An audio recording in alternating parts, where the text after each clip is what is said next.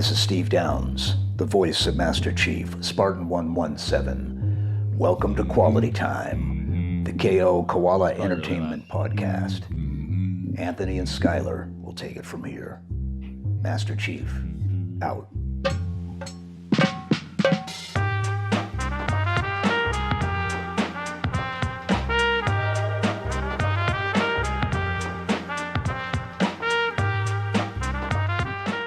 Hello and welcome to a very special episode of Quality Time where we're recording the intro after the podcast because we had an impromptu podcast without knowing it. So get hype because we're going to talk about NFTs and philosophical views of society, and tune in for the end where Anthony talks about flaunting his Lunchable amounts at school. Yes. NFTs, societal aspirations, and Lunchables. This is definitely one of the most candid, unprepared, off the cuff episodes ever. It probably is the most off the cuff episode ever. Yeah. Enjoy the episode. Bye. And by bye I mean hi, because you're about to hear me again. Hello. I'll shoot you, Sean. All right, I'll intro it. I got an idea. You ready? I shouted out Will Waltz's like 5 NFTs he posted today. Will is the best person in the world. But don't NFT shout out here. anyone's NFTs because NFTs are stupid. I fully support the NFT future. What did he post? What NFTs are just applying arbitrary value to things that don't deserve it. That's not true. His shit is good. But it doesn't need NFTs to be good. He can get monetary value out of something that he couldn't before. He still could have gotten value out of it before. Yeah, but this is the definitive copy. The scarcity adds value to it. Right. And scarcity for value is so capitalistic and stupid. That's why I art, hate it. Bro. No. That's a large part of where art gets its value, is the fact that it's rare, right? The original piece is rare. But there's a big difference between digital art being an original piece, because the reason actual art, so original pieces, are valuable is because of the work that goes into making them. And when you make a print, you don't have the same fidelity. But digital art... I disagree. In digital art, that he explained for this like one like late night post that he did, right? Where he took like a sustained capture over I don't know how many days. First of all, it took him a long ass time to capture all that. And then it took him a fuck ton amount of time to edit it. I didn't say it doesn't take work to create digital art. But the reason that physical art is originals of physical art are valuable is because making a copy of them is extremely difficult. That's why the original physical art has value. You can't just repaint That's not true, the art. You can copy them now easily. No, you make a print, but it doesn't have the same fidelity. It doesn't have the paint lines. It doesn't have all of these aspects that you can't notice. But a copy of digital art is exactly the same. And that's where I have a problem with this. We're just like, I get it. I get that you want to create scarcity in your art, but like at that point, you're selling the scarcity, not the art.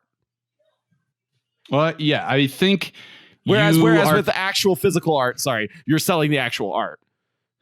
I get your point, and it's fair to recreate the those touches, like you're saying, is extremely difficult. Like maybe a super experienced artist. Yeah, there are people who are like extremely like the people who restore art, who restore old pieces of art to make them better. Those are the kinds of people who would be potentially capable of doing something like that. But it's not like, I can copy paste any digital image on the internet. Not saying I should. And I think those things should be protected by like copyright law and stuff. And they generally are, right? Like using someone's art without their permission is not legally allowed.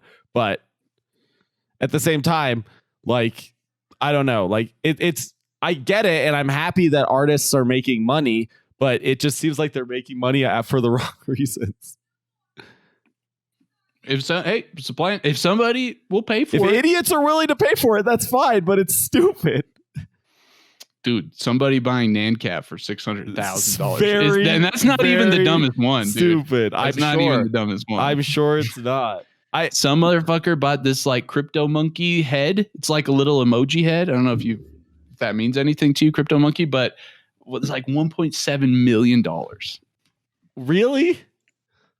But it was in Bitcoin, right? They're not paying actual currency. Ethereum. Yeah, so they're not paying actual currency. So that's different. But Dude, with Coinbase, you can cash that out. But until you cash it out, you're not paying real money. Well, because the second you cash it out, someone else's thing they bought for a specific value is instantly reduced in value, right? So the overall landscape means that when you say he bought it for $1.7 million, that only means it's $1.7 million today. But the second everyone sells their NFTs and Bitcoins go back into the market, the value goes down, whatever, right? Yeah. If you don't, yes, correct. If Ethereum loses its value tomorrow drastically, that person made less. They didn't buy it. When you make the purchase for Ethereum, when you make a purchase, for example, for the digital art, right? Yep. So you're saying I'm paying for the Ethereum. You have to up front. I think Coinbase you can do through the Coinbase wallet or whatever two things. Either you pre-purchase, right? Like you've bought Ethereum already at some price when you bought it. Yep. Right. Yeah, you already own it. And then you use it later whenever the fuck, and it's the whole thing you said. Or it's a combination of that plus maybe you want to buy something. For example, Will has one of his up for bid / buy it outright for one Ethereum which right now trades for about $1,600 per Ethereum. So I could, from what I understand, haven't tried this, but I could buy it right now by paying $1,600 for the Ethereum right now. But all you would be doing in that case is buying Ethereum from sellers. You're not buying it from Coinbase or whatever. You're buying it from existing sellers who are also selling on the market. That's usually how that works, right? There are people who have sales open for buy orders basically for Ethereum, right? And then you would buy order it, then you would own that Ethereum, and then it would transfer to that. It's just skipping a step in the process, but it's still the same thing. Correct. Yeah. So just to say, I'd lose out of legit $1,600 in this transaction. And if Will cashes it right away, he can potentially make that. Agree. But you would be buying a piece of a cryptographic key for $1,600 that does nothing for you. That is correct. Except you have the definitive Black Canyon Will Waltz print. But I could just print one out and put it on my because what do you I guess you this can't. Begs the question of what is the purpose of art, right? Because the purpose of art is to provide entertainment, right? To some degree, whether that's via relaxation or enjoyment or however you enjoy art, right? Okay. And there's an argument to say that the original of a physical piece of art provides more entertainment value than a print of an original piece of art. If you have the knowledge to understand, the original piece of a physical art, when you look at it, when you experience it, provides more value, more entertainment value, or whatever people get out of looking at art than looking at a print. Generally, obviously for someone that may not be true. There are definitely people for whom that's not true. But for digital art, I feel like there's no argument to say that because there's no way upon looking at the art to determine that it's the NFT version. Correct? If I make I don't know. Outside of you're right. I think there's not, unless you're viewing it through platforms that acknowledge the authenticity. There's no way, right? So if you're looking at it on Rarible, it shows this is the verified. Sure. But I'm not looking at art on Rarible. I'm looking at art that's on my wall or on my desktop or whatever, right? There's no way of you if somebody prints it out and uses it. There's no way, right? Maybe some people do things to change that. Sure, and you could, right? You could put a QR code next to it or something. I don't know, but from the physical art, the art does not change from the original to the copy. The art has no difference, and that's where this becomes really nebulous for me from a value proposition perspective. Yeah. From my perspective, it's just there are some people who have money and with that money would like to say they own that. I feel this way about real art because I don't personally have maybe it's the knowledge or experience or the appreciation for the difference between the original and the copy. You know what I mean? Like it's functionally equivalent. The big difference that you do know, even if you don't have the knowledge, is that the original was painted by the original artist. You at least have that knowledge, and that does not apply to these digital arts. There's ways, yes, that can happen, but for some of, let's say, some of the more legit ones, like you can have a path of like who uploaded it, verified that, okay, that is the, creator and whatever. But no, we can't. But uploading it doesn't matter because the image doesn't reduce in quality when it's transferred over the internet, right? Unlike how a physical piece of art reduces in quality when it's turned into a print. Yeah, but I don't care about that. The thing you just said was like the thing is that's the original made by the guy, and I'm saying you can get that same verification here. But that's the one Will put. Actually, the one Will put. You mean the one Will put? But like if I take a screenshot of it, it's still the one Will put. Right, but like because he was the one that initially uploaded and now it's verified on the blockchain. This is his, right? And he uploaded it. So like you can it's the one from Will. And I guess my answer is equivalent from your perspective of like, if I don't care the difference between a copy and the original artistically, visually, it's same entertainment value. And the only difference is original, the guy made it. Then there's no reason for you to have the original. If you can't get a different experience out of the original from the copy. Saying. Since there's no difference, from my perspective, it's equivalent as to what's happening here with Ethereum, where if it's Will uploaded it, yes, it's equivalent to somebody else's, let's say, screenshot or copy and paste, but this one I know Will did, you know. Just like in the original, that would be the novelty for me too. Like, that's Picasso's one. I would expect your argument to then be that there's no reason not to just buy a copy because you get the same value out of them. If the only thing you want, because I think that's the thing. Some people value the fact that it's that from that person, right? From that artist or whatever. That in itself I think is the valuable. People who value physical art that are from the artist have the capability to distinguish between the art from the artist and a print.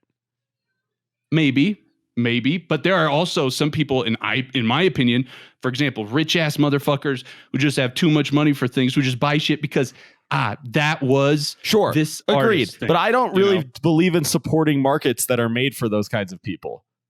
I don't care. Like from my perspective, if somebody has money and they want to spend it on that, cool. Like Will gets money for his art. That's a good thing. It's whether somebody wants to spend money on that or not, I don't give a shit. Like that's up to them. That's my take. Huh. Interesting. I feel like if I had some time, I could come up with a good moral conundrum that would create like a contradiction in that logic, but I can't think of one off the top of my head. But what's the problem? If they have the money and they want to buy it and the artist gets it? Cool. Who cares? Who cares is that money is just being like frivolously exchanged for no reason. Like, in this case, the artist gets it and goes ahead. But what's stopping me from like putting no work into something and uploading it, but someone happens to buy it? Then like I'm just getting money for this bullshit that I did. Is that really like good? Right.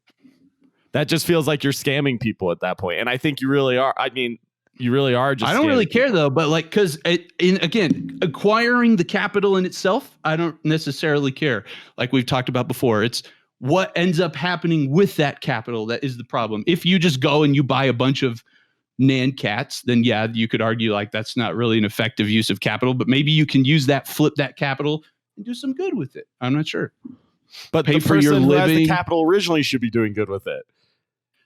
I don't. If a person has some money and for some reason they got a thing for buying NFT things, and that's like what a chunk of their money goes to. Yes, if a person has a reasonable amount of money that isn't exorbitant for society, then yes, I totally agree with you. That like people like us are free to spend our money on things that entertain us and we enjoy because we're not like ethically like damaging society by having the amount of money that we have. But I don't think even if we're the kind of people that are doing that. And now Will has the capital. That's better than if I wouldn't have bought it in the first place. I agree, but every artist isn't Will. I understand, right? But like I could put a swastika, the original swastika that I drew on there, and someone could buy it for me for like $1 million. You're supporting a bad person, right? Is what you're saying, right? So this isn't like this market isn't discriminate. It's not. There's no guarantee that the money is going to a better place in any way. Yeah, but I don't in care. this one case, it is. But if I spend them, if a person has the money and they spend it, that's fine. I don't care. That I can see why somebody would find that cool. Like, ooh, I like if you told me Daft Punk just uploaded like the original wave file for Around the World and you could buy that, that's fucking cool. Obviously, I don't think I have capital to buy it, but like I would be like sick. That's awesome. Really? And I would think that was cool to be like, I've got the original wave, man. Yeah. Really? Yeah, it's cool. You have Daft Punk's original wave. That's sick. Maybe I just don't have this novelty for digital files because I know what digital files are. There's a big difference between that. File. It's like it's what I'm saying. It's not the file, It's not it's not just the pure entertainment. What you're value. saying, it's like I get it, but for me, that just is meaningless in a digital landscape where it has meaning in a physical landscape. So it's just me, it's very hard for me to comprehend why someone would find value in that. And that's totally fair. That's cool.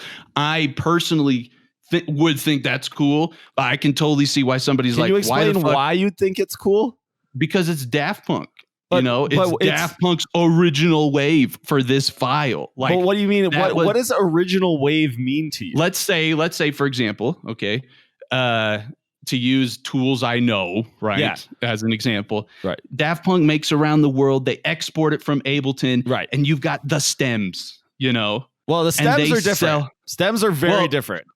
The stems, let's say the master track export. Just from mean the stems, the original wave that was exported. But it's the exact same wave that's on the CD. It's not some like different wave. It's literally the exact same one that's on the CD, the exact same one that's on streaming services from a audio experience perspective. Well, yeah, I mean, for sake of the argument that we're talking about, that's what I need in this situation. Yeah. Because the second that's not true, I then can see value. Yeah. Let's say yes. Let's say yes. Right. Let's say it wasn't like because I think like what you're alluding to, like in the event they would have exported it from Ableton at fucking 128,000 hertz. Then there's value. Yeah. Absolutely, there's value. Yeah, I got you. Yeah. Let's say it is though the same. Right. The exact same. Like if I download that file from YouTube Music, same shit. I have the exact same file. Yeah. Okay. With the difference being that somehow, there's the verified authenticity that this was the one. It is associated with an NFT. Yeah, and like for example, they live stream themselves exporting and putting it up for sale or some shit. Sure, right. Or it's like a modern band that's exporting a new song or whatever. Yes, totally. And so then the only difference is the fact that like that's the one Daft Punk like uploaded. That's like the original wave, right? That's the one that got uploaded to Spotify and everything like that. Yes, like that correct. Would be cool. Why? I would think from just like a historical almost a little bit of maybe status perspective, like I've got Daft Punk's wave, but technically like the wave you download from YouTube is also Daft Punk's wave. Yeah, but it's not the original. But what makes it and the only thing in your mind that makes it original is the NFT associated with it, because it has nothing to do with the bytes in the actual file, since those are identical. Yeah, it's you have the verified copy of the one they even though it is literally 100% identical to any other copy anyone else has, that still has value to you. Yeah, interesting, because it's Daft Punk's. Incomprehensible for me. Yeah, and I get that. I get why in the digital landscape that doesn't make sense. Some of these are incomprehensible to me because I think they're stupid. Like I can't imagine somebody would spend Nancat 600,000, but from this same if you said I own the original meme, like that's cool, man. Like if I met the person at Target who owns Nancat, I'd be like, that's awesome. Like you own the original one. They don't own it from the perspective of like having rights or anything to it. That's like anyone can play it. Like anyone can listen to it, but that's nothing. The original copy is meaningless in a digital landscape. From the entertainment value, data doesn't degrade when it's copied. It is meaningless from the entertainment value. It's the same file, same bytes, same everything. But this is the original copy that everything else was derived from. But that's not the case with Nancat. It's just the copy that the guy associated with an NFT with. It has no bearing. And I assume most NFTs are that way too, right? Like Will's art was exported forever ago, right? It doesn't matter. That file is probably already on the internet. It's not like it's an original file that's never seen the internet before, right? So it's just a copy. In a way, this sort of like creates a definitive signed version. Copy, right? But it's it's very arbitrary, right? At least that's how it feels to me. It's just like they arbitrarily decide that they're gonna, NFT it, and there you go. But it's not. It's just special in no way except for the NFT, right? It's like I said before, you're paying for the scarcity, not for the art, right? Yes. Yeah, which is correct. Even more so, right? Even more so with digital art, right? Than even maybe completely so than the other ones. Yeah, barring that they have, right? Like you said before, if there was some novelty with the file uploaded. But if there's some novelty, then it doesn't even need the NFT because at that point it defines its own value. Well, I think it would have to be kind of complicated, right? It'd have to be like there's some novelty that somehow doesn't also at the same time allow it to be like for copied. Like if there was one unique copy of like, let's say a skin in a game, okay, that you can't copy. What do you mean you can't copy I lost my train of thought. I was thinking of something else in the back of my head along these lines, and I kind of lost my train of thought. I'm thinking of like if you have. Well, I'm saying is like if let's say Daft Punk exported like a super high quality version of Around the World that's never been heard before at that quality, they send you that file. You're the only one who's ever been sent that file, right? Right. Then you don't need an NFT. I mean, they could still put an NFT, blah, blah, blah, but you don't need one because that file has inherent value and it is scarce just because you're the only one who has possession of that file. If you upload it and it could be copied, then sure, but you know what I mean? And that's kind of what I'm alluding to. Like if there was maybe some kind of a way for your and that's, I think, what you get with the blockchain. If that particular special file gets a unique hash, if you will, for it, you cannot have a duplicate. You can prevent a duplicate from existing. You can prevent a duplicate of the hash existing, but not of the thing itself. Well, maybe you can with their system or whatever. But that's not a thing right now. That's not what people are paying for, and that's not the NFT concept, right? Like this digital art is freely copyable. It's not. It doesn't work that way. Right. Correct. If it was impossible to copy, like if you could actually create a unique thing that other people could not experience in the same way, then we're back to my original point where I do see value, right? Because the experience is changing at that point. But right now, there's no alteration in the experience except for the scarcity and the hash. So it's interesting. Yep. I appreciate you explaining to me that perspective because it's literally like even after your explanation, I cannot comprehend how someone would see value in it. But clearly people do because you do. And for what it's worth, it's like it's kind of my perspective. I think it's harder to understand the thing my take on this than it is the person who enjoys physical art, but like it's kind of how I feel about physical art where we would go to like the art museum and we would see stuff and my sister-in-law is like wowed, and I'm like it looks the same, like it looks the same to me as the one I see in everybody's houses all over the place. But like what you're saying, like I get that. Because I don't have that appreciation, it doesn't mean anything to me. So like the uniqueness was like, that's what that artist drew, right? Like it's the scarcity thing. So, but is it the scarcity thing or is it that, like that there are distinctions that you just aren't capable of seeing? No, I currently of like, I can't think of any outside of like some like cool, like acrylic pours and shit. Right. Like, things that have like really cool textures and stuff. Mm-hmm. When there isn't anything more significant than like strokes. I mean, if you get close to a painting, it has a lot of texture. Yeah, but like I don't know. That doesn't do anything for me. Like I'm not saying it would never, but I currently don't have the appreciation to care, I guess. Right. So for me, the uniqueness is like, oh fuck, that's like the one Bob Ross did. Like that's the fucking one he did on the show. Right. But and that's awesome like because it's the one he did on the show. But you are like personally aware that it is a physical object that can't be replicated easily. Like you can never take but it's not the physical object, right? Ross it's the fact of like the thing I'm sort of buying is the fact that that moment in time and the value it had for so many people are somehow encapsulated in this thing. Totally. But it's a physical object, right? Because you can't get another one that is that, right? That has I that can get value. a copy that looks like it. But it doesn't have, it wasn't made by the original artist. Exactly. But in the digital landscape, that concept is meaningless. No, it's the same. That is the original one, but it's that person But that's made. not a thing because the bytes are the same. So they are actually identical. Whereas in no, but I'm telling you from I understand what you're saying, but from my perspective, there's no meaningful difference between the copy of a physical painting and the physical painting. Well, but there is because the physical object. I know you say there is, but to me there's not. So it's an equivalent situation as to the digital art. The uniqueness doesn't come in the thing itself. The uniqueness, like in the entertainment value, for me personally, the uniqueness comes from the scarcity aspect. But that this physical object was created by this person. There is like a direct physical tie to that object, and physical objects. But if I know a guy made that digital one, like with the example I'm giving you, where like they live stream themselves putting it up and whatever, they made that one. It's the same thing to me.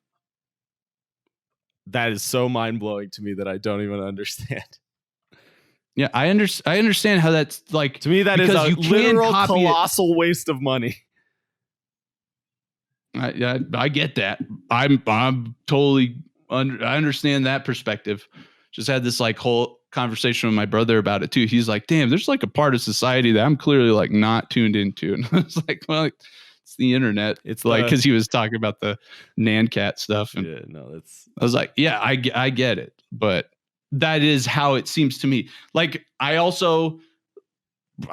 don't currently feel strongly enough about any digital art to really spend any meaningful amount of money either. But like, that's like how I think about it. Like, yes. But see, what you're conveying to me then is the main reason you would be doing it is to support the artist.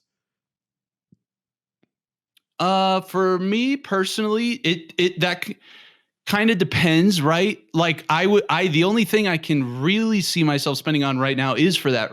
The only scenario I can see myself spending money on NFTs right now would be mainly for that. And at that point, it has extrinsic value outside of the scarcity because the value is that you're helping the artist, right? Right.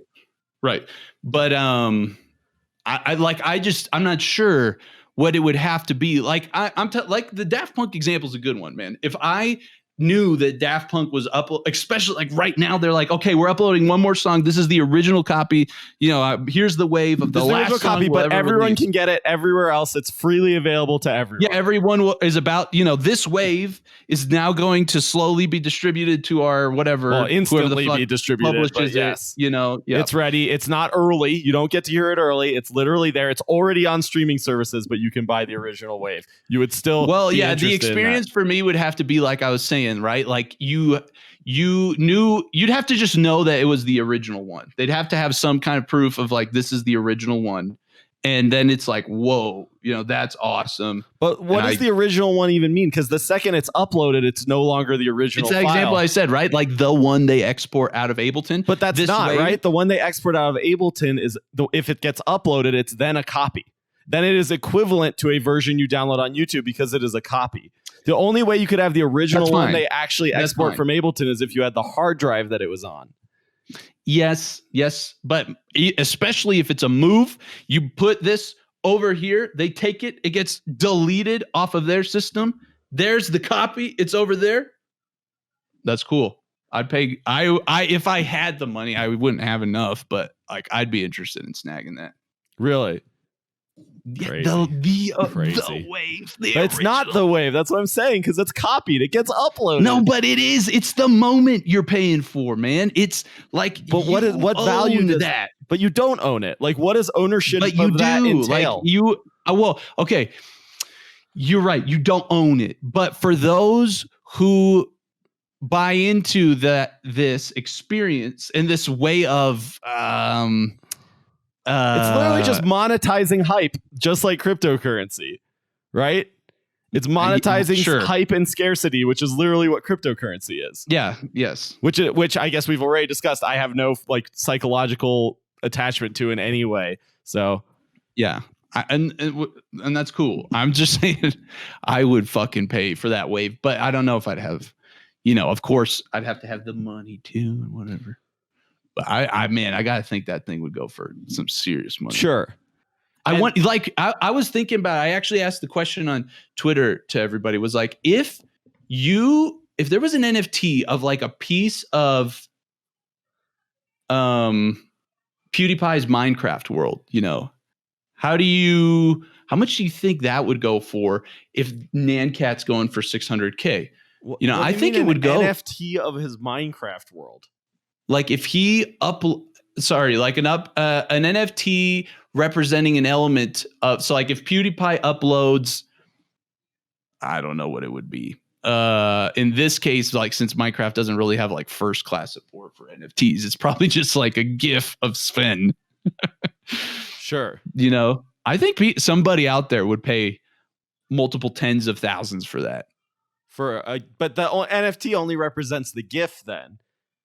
Correct. Like Minecraft. If there was like a version of the file, a world file that like what if it was just his world file, right? Yeah, that would be sick. Sure. But that would be cool. But once again, we have to say he also makes that world file freely available to everyone. Just in our example where we're trying to. No, I know. The world file is freely available to everyone to download. There's just one NFT version that someone can buy.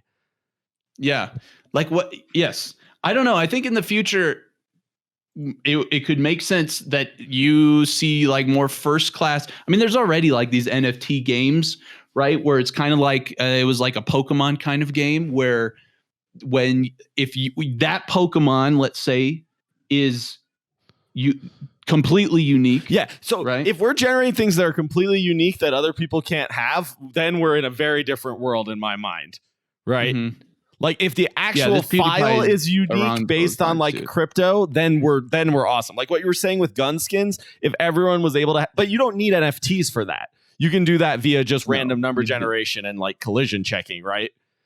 Yeah. You don't need NFTs, but I like that concept. Like that concept is sweet to me. If you can have someone own something that's actually representably unique, that's really cool to me.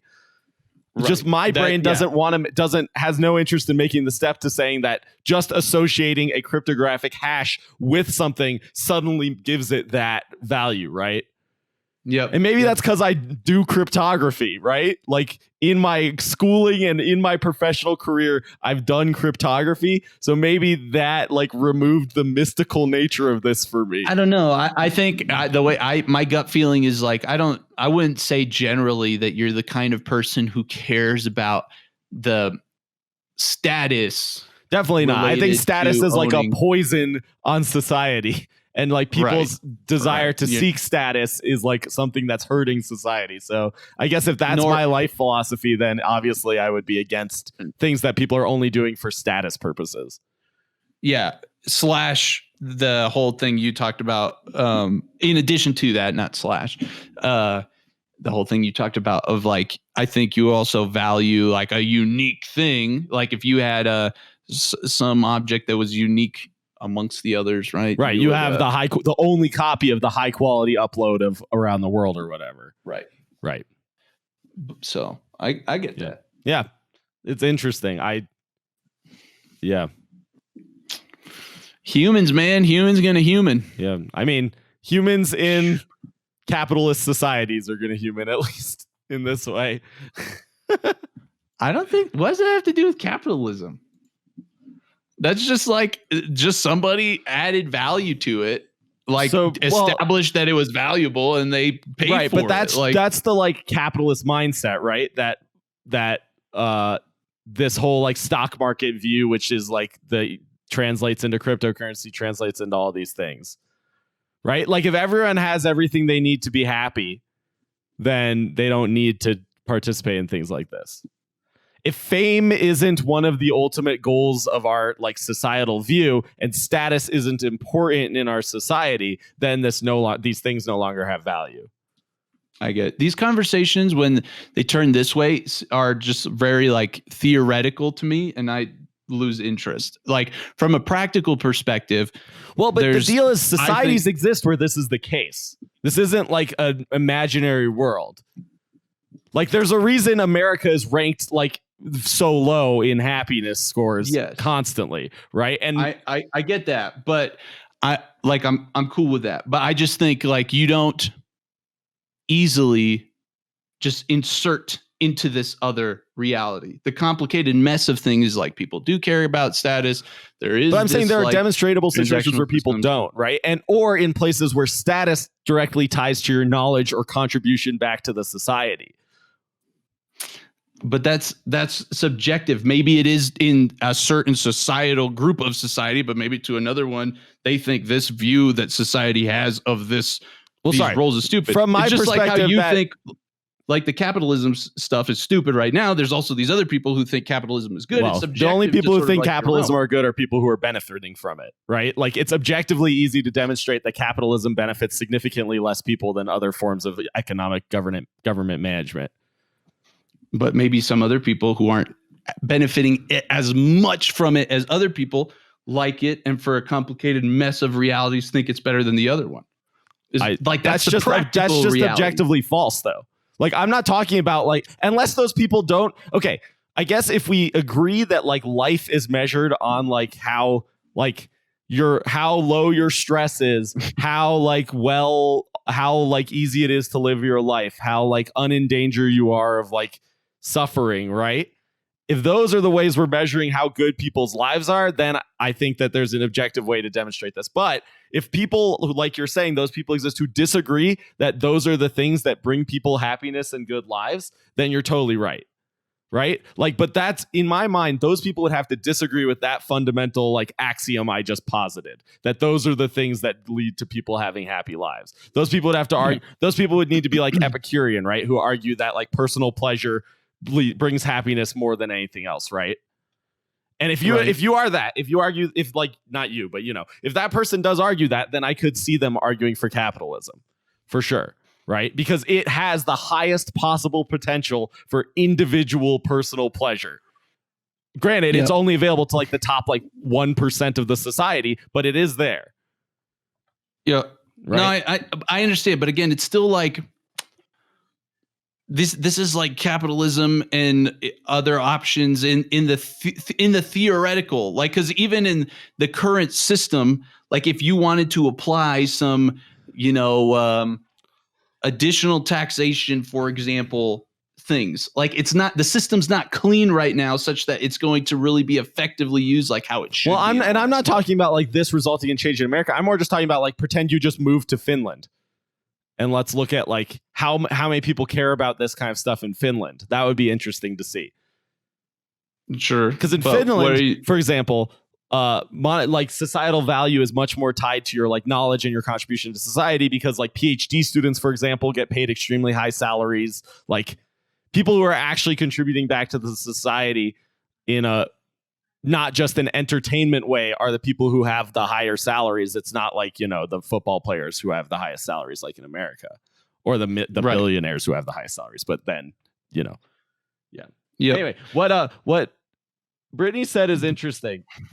If you don't care about status, then what are you doing playing Rocket League and such? I know she's kidding, but my answer to that is actually that like I play those games for like my own personal improvement, and that's what's interesting to me is like watching myself get better at those games. Like I don't really give a shit if other people care. I just care about comparing like myself to my previous skill. Right. And I'm not going to say like I'm intrinsic value. perfect, that I don't like enjoy when people think I'm good at stuff, right? Like I'm not going to say I don't enjoy when like someone watches me play My at the arcade and they're like, wow, you're really good at that. Like that's cool and that's a fun experience. But I do like personally believe that experience is something I should be not trying to seek out. Like that's, if I'm playing My only for like other people's validation, I should be stopping, is what I personally believe. So I don't know. And I think like that example in particular, like it's, intrinsically right, fun. Right.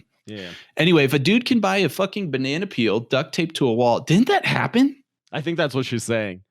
Yeah. Then a dude can buy a file that everyone else can get for free, whatever floats your boat. Yeah, that's an interesting one. Like, because that art. Right. I think that's an interesting segue in this conversation, is like, what about like art where like someone paints an entire canvas black, right? And they don't do it like some modern arty things. Like, then are we do those? So for example, I don't know. What do you think about it? Because those really like, I don't know. Maybe this is where my mind breaks a little bit like yours did on the wave file. Like from my perspective, again, I can see the scarcity one. It's that person doing it, right? And if there's value in it for you, that it's that person that did it, like, okay. But man, that's those really physical objects are still unique. That's like what makes a big difference for me, right? Like you can't ever have that nail and that banana peel, right? You can't, because they are physical objects that can't be replicated unless you could copy. Like if we were in a world where you could copy every single molecule of an object, right, and create an actual direct replica of that object, and it was easy, just as easy as copying a file on the internet, then I would have the same opinion about physical stuff that I do about digital stuff, for sure. But there are actual fundamental, like, that's an interesting thing. That's the original banana, but right, there are actual fundamental scientific differences between the objects, whereas with digital files there are not. Cool. Right? That's where it distinguishes for me. I can get that. Not necessarily saying that I would buy that banana peel because of that, but that like for me personally, that distinction doesn't matter. Like the banana over there and the banana here is the same to me. Like it's that the original copy of the banana is not meaningful, that it's functionally equivalent, but it is a different banana, and I get that. Like that could be a thing. Right. It's a flex move. When I was in high school and you walked into class with the Starbucks. So yeah. So meaning the flex. Totally agree, but Brittany. That's the whole status thing we were talking about. It's all about right? status. Yeah. It's monetizing hype and scarcity for the purpose of status. Like if you're in high school and you walk in with the Rarible app open and you show your friends, I've got Nan Cat, man, the fucking legit one. Everyone would think like, ooh. Yes. Yeah. So like from my life philosophy, which is that fame is like not what people should be seeking out. This is literally like the completely contrary to that life philosophy. You got an ordinary shoe that millions have, but was worn by an actor. That's pretty neat if you're into that.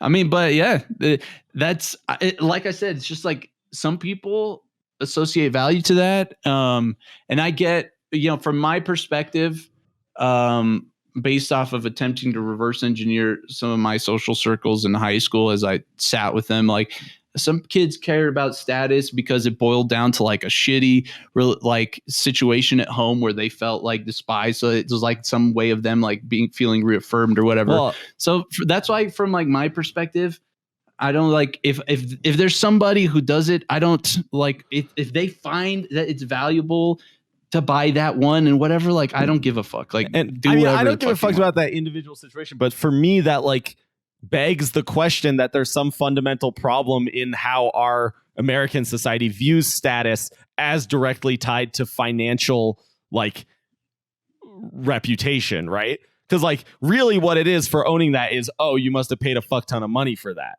right? Right. Like it's tied to financial worth. Yeah.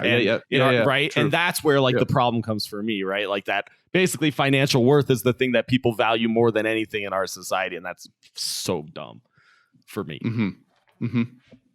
Right. But I agree with you. Like from an individual perspective, right? Like I've always said, as long as someone's not hurting other people, if they're doing something that makes their life better, then they should go for it. Right. As long as it's not like actually making lives worse for other people, do it. Like always. Yeah. Right.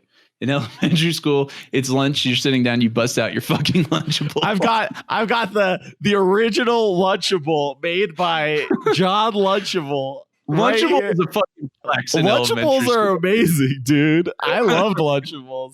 Pizza Lunchable, cracker Lunchable. Oh, I actually legit remember there was a period of a couple of months where I told my mom like I needed to get Lunchables, all kind of from the status angle because like my friends had it kind of thing. And I remember, was it not because you thought Lunchables were good? Because Lunchables are good. So I stopped doing it because to have Lunchables are too small for me. So I needed like 2 or 3. And so like sense. I just felt I kind of felt douchey about it. Like not only did I have Lunchables, but I had 3, you know? You're like, they're like, here's my Lunchable. You're like, wham, you drop like 6 Lunchables on it. But it was just because I was hungry. Right. And I would tell people that. I'm like, I'm hungry. But all my friends like, like he's got like, he had so many Lunchables. He has a Gushers fruit roll up and another Gushers, amazing. Man. Right. I feel like we should have just recorded this and made this the podcast because now. I mean, we can VOD it, dude. We should, man. I say we do. Okay, I'm fine with that. Who cares? I thought it was a pretty good conversation. NFTs. Shit. What was the second word? NFTs. Societal. Aspirations and Lunchables. You know, it's like the most interesting title we've had this whole time. My family was poor, and I got American cheese slice in the plastic wrapper and saltines wrapped in tinfoil. So you basically just got like that tinny, plasticky lunch flavor. I low key if I ever got foil in elementary school, I'd ball it up and I'd suck on it. Ew! You're lucky you didn't have any fillings. I love that metal taste. Oh god! Yeah, I didn't have fillings. So did you like lick batteries too? Because that gives you that same thing. I didn't really lick batteries, but I would. What's the other one? Oh, you know, like I'd chew cans. You know, or the what about like cans. Suck on coins? Coins was a little iffy because, like, if you had a clean one, you recognized that coins were dirty though. But bro, yeah, you look at it. You're like, okay. This shit. I don't know. I wasn't gonna put it past you if you were already sucking on fucking. I mean, that's fair. That's fair. Like, not to put it past. Once in a while, my mom came in at lunchtime with Donald's. Fuck, man, I was a superstar. You're like, mom comes in just to bring you. When somebody walks you in lunch. Yeah, that was legit. You get the fucking Panda Express. They kneel down, like hand it to you like this. I may or may not have. I don't know if I really need to bring this up. It's not really related, but I may or may not have stolen, probably in the course of time, like several $100s worth of like food from my high school lunch. Wow. It was like Subway and Chick-fil-A. It's like the system was broken. You like because you had to you got the food, then you had to pay at the end, and you could just walk by with it, basically. Yeah, or just like get the nugs, you know, like. Anyway, that's bad. You're bad. To be fair, sometimes I gave it to some other kids, you know, Robin Hood. Yeah, great. Perfect. Cool. Take it from the school, which has no money, and give it to the kids who also have no money. Perfect. I felt like I was taking it from, because it was like Chick-fil-A and Subway. Oh, that's true. That's true. Right. Those companies were probably the ones making the money on it and not the school. So actually, those motherfuckers, I know their margins, there bro. You go, dude. Like, that's pretty legit then. I see. It's not like you're taking like the lunch ladies, like fucking. No, I never stole that shit. Yeah, I never stole that shit. No. But to be fair, like I'm not that good of a person necessarily. It was just that by the time I was doing it in high school, we had real companies. Yeah. Well, legit. So, well, now in retrospect, you can pretend that was the reason. Yes. Yeah. It works out well. Can we just talk about who's got tinfoil saltines now, bitch? Can we just talk about how I've somehow now completed 2 open world games in the past year and haven't completed an open world game before that for probably 10 years? I don't know what happened to me. I can't even begin to wrap my head around the time it would take to play an open world game. So I have. So I beat Assassin's Creed in 27 hours, and I played this one. Yeah, Origins, and then I don't remember how long I spent in Cyberpunk. Let's see. I spent 59 hours in Cyberpunk. Crazy. Oh yeah, Cyberpunk. I forgot. Yep, those are the 2. And now, you know what I want to do? I would literally just want to start the next Assassin's Creed game. Like, what the fuck is wrong with me? What happened? I had one of clearly, those. How in my opinion, what that means, what that means is clearly these studios have gotten something right about interweaving, because let me finish. Let me finish first, radio. Yeah. Interweaving these smaller micro games and game loops, if you will, into these bigger ones, right? I just don't think you would have, as a person, stuck around for something that was like the world that does it for me the most of anything is like the immersiveness of the world. Like Cyberpunk, the world was so cool and I wanted to know more about it. This was like Egypt, like ancient, like how else could you experience ancient Egypt from this perspective? No, it looks sick. It looks sick. Like, so that I think that's what it is for me, is that these feel like really unique experiences. And like, honestly, I guess the real thing is like, I don't give a shit that it's long. Like, I would still like it if it was 8 hours, I guess. Like, I'm not going to necessarily say I got more value out of the fact that it was 27 hours over 8 hours, right? Like, but I played it because this is the only way to have that experience right now, right? I think that's really the thing. Like, if I had the option to play like Assassin's Creed Origins, but you just play the main story and you don't do any side missions, and there are literally no side missions available, I would probably pick that one over this one and still like get just as much enjoyment. So I don't know. It's weird though. I'm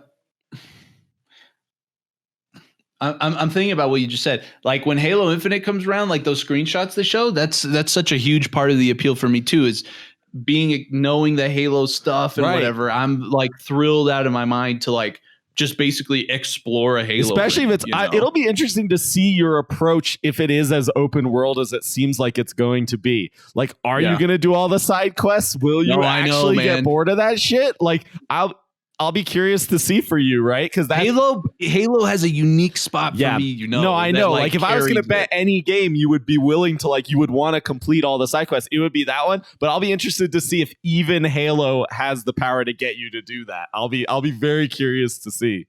So there was this thing they did in Halo 4. Actually, I should tell you about it because I thought the idea was cool. The execution maybe kind of lacked, but there was this episodic release of like micro campaign missions that happened after Halo 4. So like Halo 4 released with the campaign, and then Spartan Ops was this thing that had like they had like legit cutscenes and everything for these missions, and you ran these like simplified subsections of the campaign. So wait, but they were new, right? They weren't.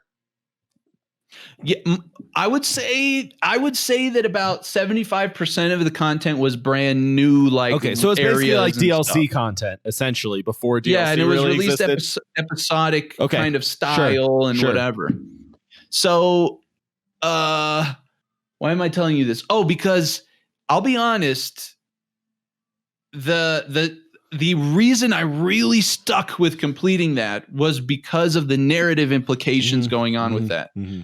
Even with Halo, there was only so much like kind of, I don't know, the way I would explain it is the gameplay at times would just feel like, well, you know, you had to release 5 episodes, so kind of expected, predictable, you know? So yeah, that's the thing Halo has for me, at least. Is the lore carries it. And I think that will, if you do end up completing all the side quests and shit, that will be the reason for it. But it'll be interesting to see if like maybe they do a bad job with the side quests and they're not very lore rich, right? And they're just like gameplay regurgitation. Then we'll see, right? Then it'll be really interesting. Oh, dude, 100%. If that's the case, I mean, for example, there are often like in Halo, in all the Halos, there's like, you know, audio logs and data logs for the campaigns.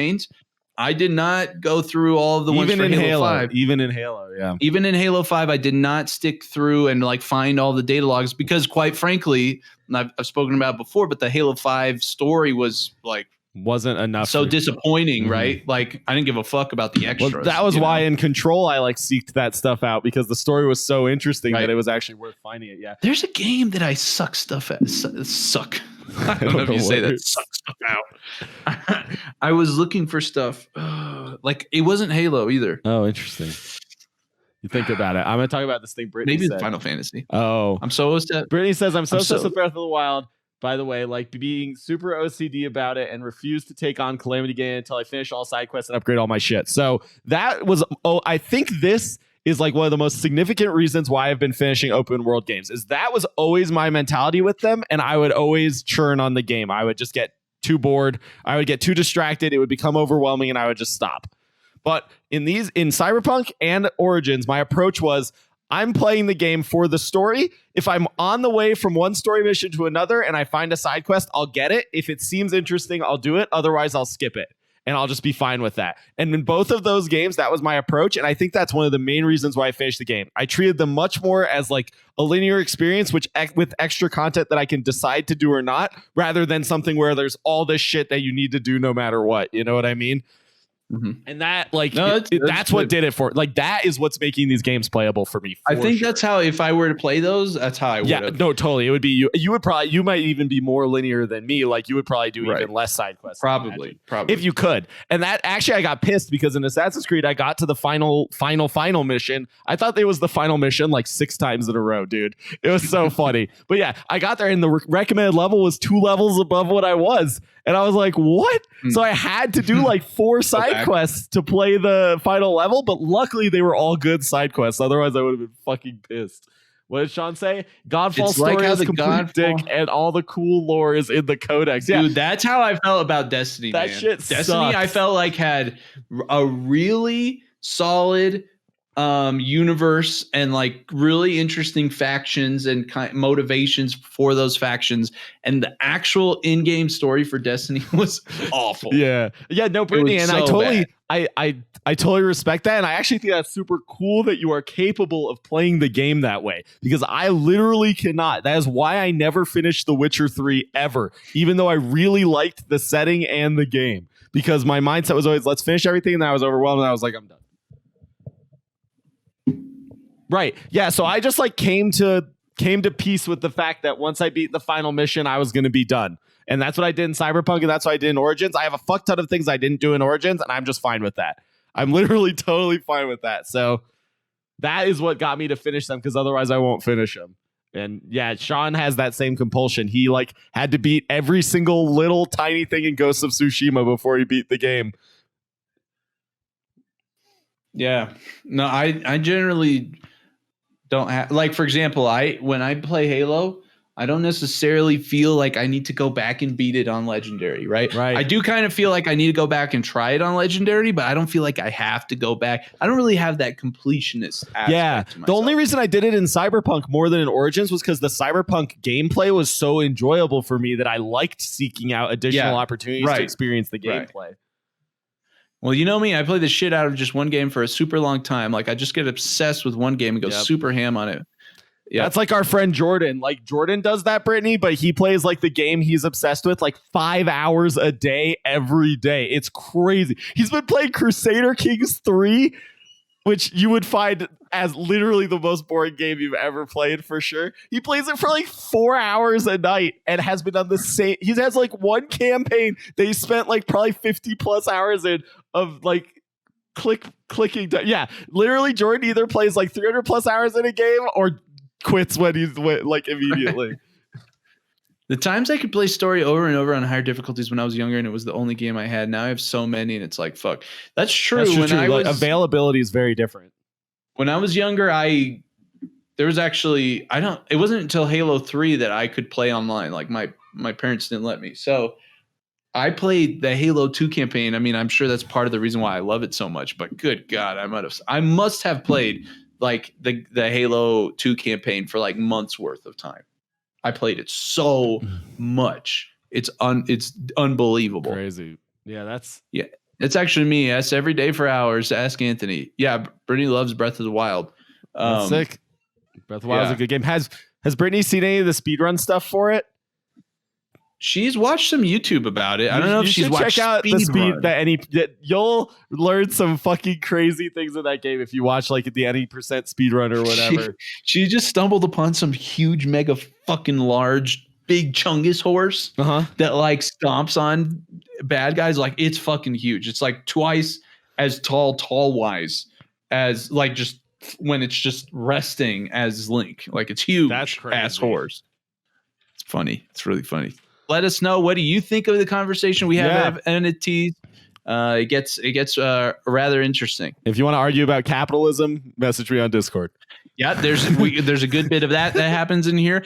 We're going to do this at the beginning. If you would like to check us out at koalaentertainment.com, you can find links to our social media there, especially our Discord, where there's a lot of hype coming. Check it out. We would really appreciate it. Shout out to all of our Koala Manjaro subscribers, especially I Got Your Potatoes, Marcus the OK, and Sand Squid. Thank you guys so much for your unbelievably generous support. And to all our Koala-tacular subscribers, thank you as well. If you would like to join us on Patreon, know that you get a ton of stuff with your benefits. You can find all the information following the link in our bio wherever you're at. Go to our link tree, go to patreon.com, search KO Koala Entertainment. There you can find the multitude of benefits that await you when you subscribe. Thank you again so much.